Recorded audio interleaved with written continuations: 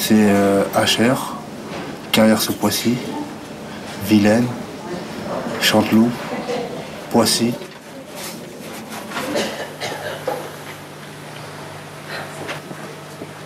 On a le droit à la double peine.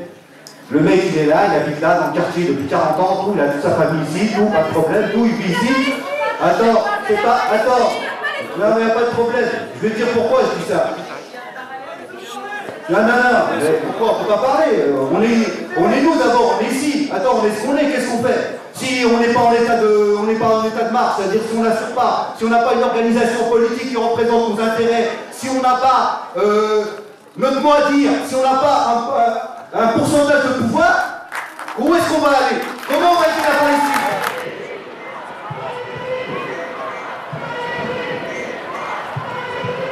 Israël, sanctions, ça c'est important. Israël, ça. sanctions pour Israël, sanctions. Et il y avait Chirac, Jospin, des sanctions contre Israël. Nous sommes tous des Palestiniens.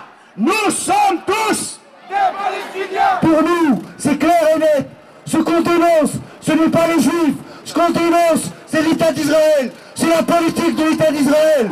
Israël est un État raciste et colonial. Hein. Et bon... Comment ? Non, mais là-dessus, c'est un parti pris de base, mais de base.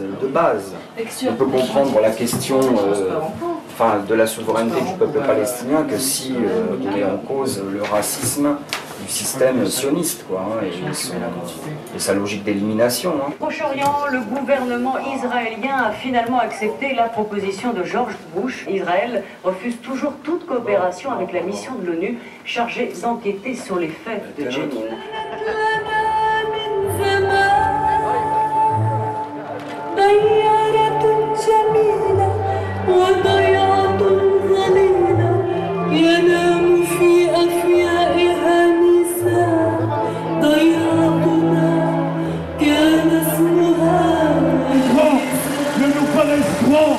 Que parce que nous sommes à genoux, levons-nous nos frères, levons-nous pour la Palestine.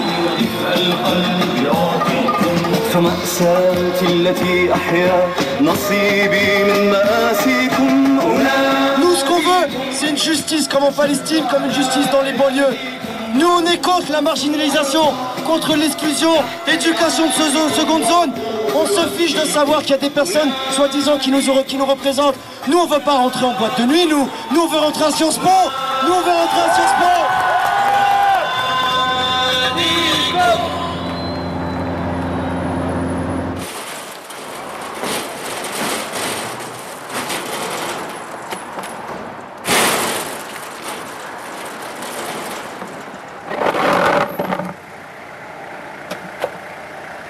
Excusez-moi, ma mère.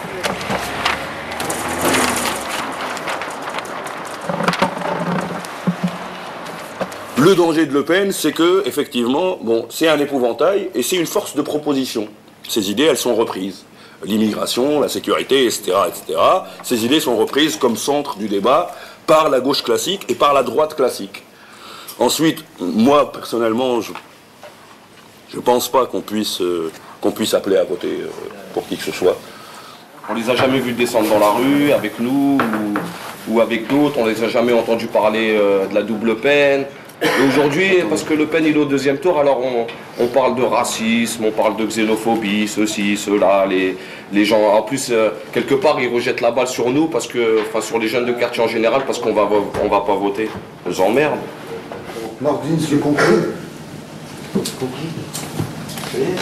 pense qu'il faut voter. Hein. Je pense qu'il faut voter. Et que, bon, on sera salle de rien du tout. Hein. On sera salle de rien du tout. Je me sentirai pas plus... y a pas. Parce que moralement, on sait pourquoi. Tu vois, parce je pense que prendre le risque comme ça, on n'a pas le droit.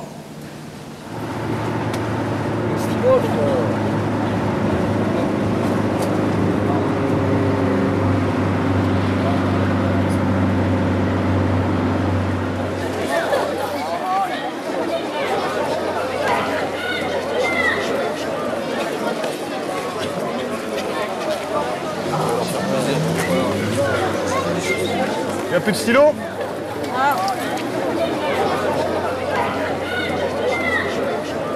Deux morts en 3 jours à cause des keufs, de quoi faire exploser la cité de Damary-les-Lys. Car les émeutes de 1997 sont dans toutes les têtes. La cité s'était enflammée suite à la mort d'un jeune, abattu lors d'une course-poursuite avec la police. Les grands frères veulent éviter que l'histoire ne se répète. En 1997, ils sont... Non, ce n'est pas du tout la même chose. C'est beaucoup plus organisé, beaucoup plus encadré. Les slogans sont vindicatifs, la violence est canalisée malgré les apparences.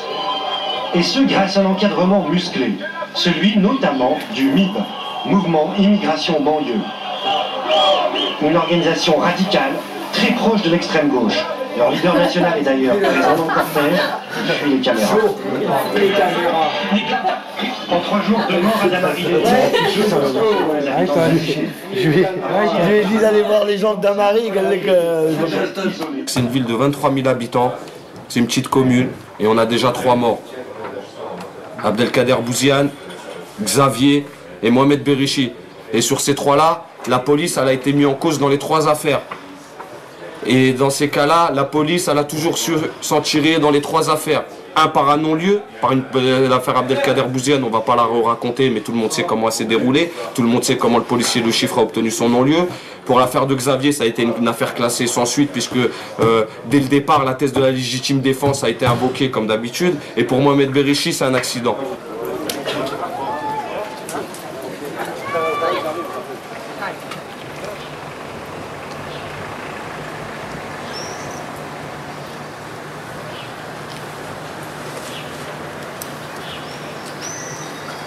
Allah alam, on ne sait pas comment c'est passé. On n'a pas de témoignage. La vérité, on va dire la vérité. On n'a pas de témoignage qui dit, voilà, ils l'ont touché ou quoi que ce soit. Mais il y a tellement d'ancienneté, tellement d'anecdotes qui se passent. Ils ont une telle habitude de violence, ils ont une telle habitude d'un comportement discriminatoire qu'on ne croit pas dans ce qu'ils disent, qu'on ne croit pas dans leur version. Donc on essaye avec les moyens du bord de faire émerger quelque chose avec des témoignages, etc. pour qu'il y ait une responsabilité. Mais on ne va pas se mentir, ça va être très difficile. Ça va être très difficile. Parce qu'en face, c'est la police. En face, il y a des gens, ils sont organisés avec des syndicats. Ils sont pas très nombreux en vérité. Ils sont 100 000 en France. Et ils ne sont pas tous d'accord. Ils sont 100 000. Mais sauf, ils sont organisés, eux. Ils sont organisés dans des moyens de pression.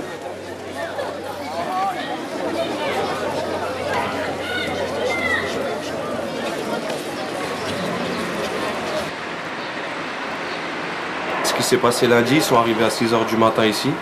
Et ils ont commencé une grande opération nettoyage. Ils ont commencé à enlever les banderoles vers 7h moins le quart, 7h. Et il faut voir qui est-ce qui les a retirés. On a appelé des gens du RAID, ceux qui interviennent dans des grosses opérations de terrorisme, ceux qui interviennent dans des grosses affaires de grand banditisme et tout. Ils ont appelé le RAID pour décoller 3 banderoles. Voilà comment ils sont rentrés chez nous. Ils ont mis tout ce que tu vois là, tout ça, bon maintenant c'est rangé et tout, mais tout ce que tu vois là était par terre. Voilà le bordel qu'ils ont foutu. Ils peuvent faire ce qu'ils veulent.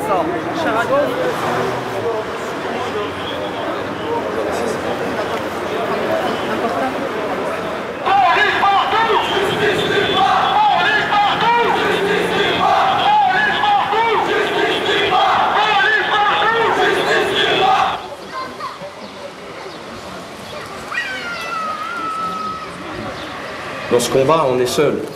On n'a ni la justice, ni la police, on n'a aucune institution, nous, de notre côté. Et pourtant, c'est nous qui disons la vérité. Je crois que les plus républicains d'entre eux, c'est bien nous. Merci, ton prénom, c'est pas mon prénom. Comité de soutien. De soutien. Bouge qui bouge. On peut pas donner un prénom, j'ai besoin de donner comité de soutien. Comme prénom? Ouais. Mes commandants.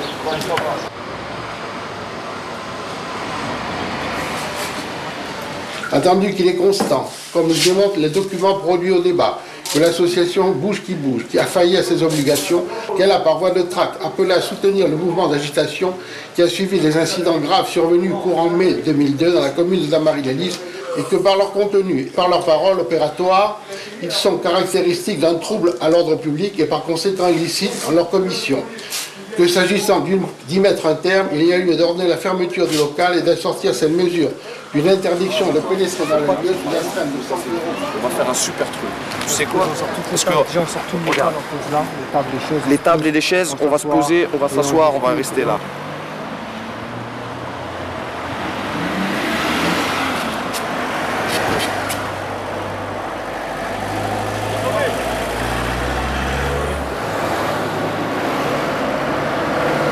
Moi je comprends pas un truc.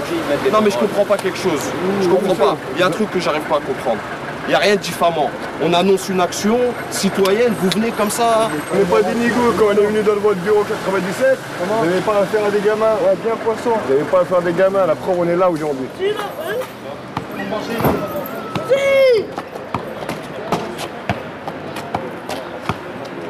La décision, elle a été qu'on doit quitter les lieux sous 48 heures. Et là, on a installé un petit truc devant le local. On a encore les commissaires, les commandants de police qui sont devant nous, là, tout de suite, là, devant moi, là. Vous allez rester devant, sans indiscrétion? Non, on va s'en aller. Vous allez vous en aller? Honnêtement, ça me fait sourire tout ce qui se passe. Non, ça me fait pas sourire du tout. Mais trop. Vous rentrez. S'il vous plaît, c'est un lieu privé pour l'instant. C'est un lieu privé. Ferme la porte.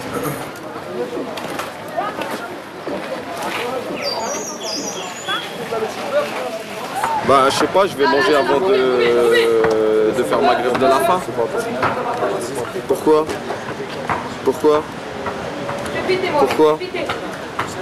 Mais pourquoi tu me dis ça? Mais elle est pas totale la grève de la faim, on boit de l'eau, t'inquiète pas.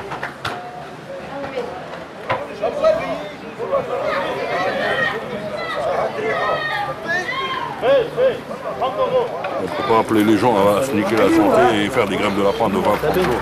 Mais ça veut dire, comme je vous l'avais la dernière fois, ça veut dire que on ne peut pas atteindre un certain point. Moi, je pense que certains points, il faut le dépasser. La santé, d'accord, c'est bien. Les gens qui veulent la faire, ils prennent la responsabilité. Moi, je prends la responsabilité de la faire. En tant que moi, tout seul, hein, je ne pousserai personne à venir la faire avec moi. Mais je pense que c'est une idée, que c'est fort, c'est super fort. Mais même toi, moi, je pense que c'est pas une bonne chose que tu te niques la santé. C'est pas grave. C'est mieux ça. Il y a besoin de toi pour autre chose. C'est mieux ça que Hakarbi, ils ont atteint un degré de violence, il est phénoménal ici au Maya. Ouais, mais Samir, c'est une position. Moi je pense que c'est pour discuter. Là on discute, attention.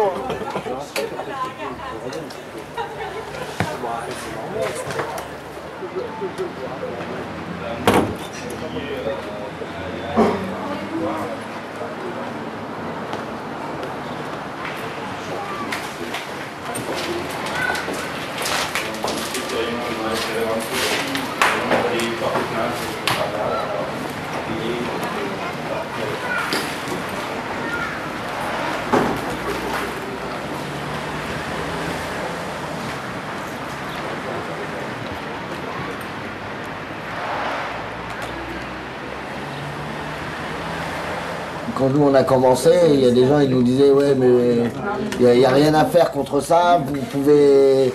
Bon, ben contre tout il n'y a rien à faire. À ce moment-là tu fais rien, tu restes et tu acceptes, c'est le destin, et ben voilà, tu t'es fait taper, c'est ton destin.